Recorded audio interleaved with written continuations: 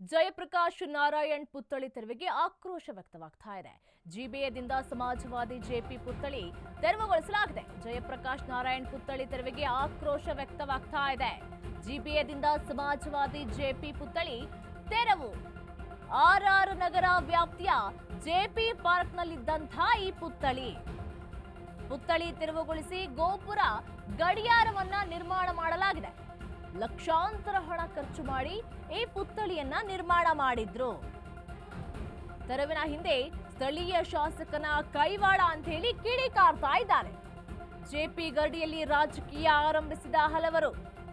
ಮಹಾನ್ ವ್ಯಕ್ತಿಯ ಪುತ್ಥಳಿ ತೆರವಿಗೆ ಇದೀಗ ಭಾರೀ ಆಕ್ರೋಶ ವ್ಯಕ್ತವಾಗ್ತಾ ಇದೆ. ಜೆಪಿ ಗರಡಿಯಲ್ಲಿ ರಾಜಕೀಯ ಆರಂಭಿಸಿದಂತಹ ಹಲವರು. ಜಯಪ್ರಕಾಶ್ ನಾರಾಯಣ್ ಪುತ್ಥಳಿ ತೆರವಿಗೆ ಈಗ ಭಾರಿ ಆಕ್ರೋಶ ವ್ಯಕ್ತವಾಗ್ತಾ ಇದೆ.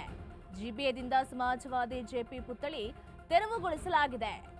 ಆರ್ಆರ್ ನಗರ ವ್ಯಾಪ್ತಿಯ ಜೆಪಿ ಪಾರ್ಕ್ನಲ್ಲಿದ್ದಂತಹ ಈ ಪುತ್ಥಳಿಯನ್ನ ತೆರವುಗೊಳಿಸಿ ಗೋಪುರ ಮತ್ತು ಗಡಿಯಾರವನ್ನ ನಿರ್ಮಾಣ ಮಾಡಲಾಗಿದೆ. ಲಕ್ಷಾಂತರ ಹಣವನ್ನ ಖರ್ಚು ಮಾಡಿ ಪುತ್ಥಳಿಯನ್ನ ನಿರ್ಮಾಣ ಮಾಡಿದ್ರು. ಈಗ ಅದನ್ನ ತೆರವುಗೊಳಿಸಲಾಗಿದೆ. ತೆರವಿನ ಹಿಂದೆ ಸ್ಥಳೀಯ ಶಾಸಕನ ಕೈವಾಡ ಅಂತ ಹೇಳಿ ಜನರು ಆಕ್ರೋಶವನ್ನ ವ್ಯಕ್ತಪಡಿಸುತ್ತಿದ್ದಾರೆ.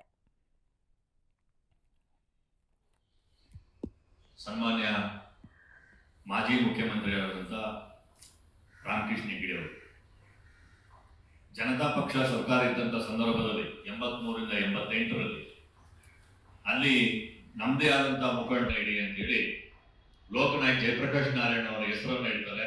ನಂತರ ಅಲ್ಲಿ ಪುತ್ಥಳಿಯೂ ಸ್ಟಾರ್ಟ್ ಆಗುತ್ತೆ. ಸುಮಾರು 85 ಎಕರೆ ಭೂಪ್ರದೇಶ. ಅದು 85 ಎಕರೆಗೆ ಬಹುದೊಡ್ಡ ಕೆರೆ. ಅಲ್ಲಿ ಆ ಕೆರೆಯ ಒಂದು ಅಂತರ್ಜಲ ಯಾವ ಮಟ್ಟಕ್ಕೆ ಇತ್ತು ಅಂತೇಳಿ ಅಲ್ಲಿಂದ ಸುಮಾರು ಒಂದು 5-6 ಕಿಲೋಮೀಟರ್ ವರೆಗೂ ಸಹ ಅದು ತುಂಬಿದ್ರೆ ಅಂತರ್ಜಲವನ್ನು ಹೆಚ್ಚಿದ ಸಂದರ್ಭದಲ್ಲಿ ಈಗೆಲ್ಲ ಅಕ್ಕಪಕ್ಕ ಬಡಾವಣೆಗಳು ಲೇಔಟ್ಗಳ ಸಂದರ್ಭದಲ್ಲಿ ರಾಜಕಾಲುವೆಗಳು ಇವೆಲ್ಲ ಆಗಬಾರ್ದು ಅನ್ನೋ ಉದ್ದೇಶವಾಗಿ ಈ ಪ್ರದೇಶವನ್ನ ಅಭಿವೃದ್ಧಿಯನ್ನು ಮಾಡ್ತಾ ಇದ್ದಾರೆ. ಒಳ್ಳೆಯ ರೀತಿ. ನಾನು ಅಭಿವೃದ್ಧಿಯ ಬಗ್ಗೆ ಇವತ್ತಿಂದ ದಿವಸದಲ್ಲಿ ಮಾತಾಡಕ್ ಹೋಗಲ್ಲ. 85 ಎಕರೆ ಭೂ ಪ್ರದೇಶದಲ್ಲಿ ಒಟ್ಟು ಅಭಿವೃದ್ಧಿಯ ಒಂದು ಖರ್ಚು ವೆಚ್ಚಗಳು ಮುಂದಿನ ದಿನಗಳಲ್ಲಿ ನಮ್ಮ ಪಕ್ಷ ಅದರ ಬಗ್ಗೆ ಮಾಹಿತಿಯನ್ನು ಕೊಡುತ್ತೆ.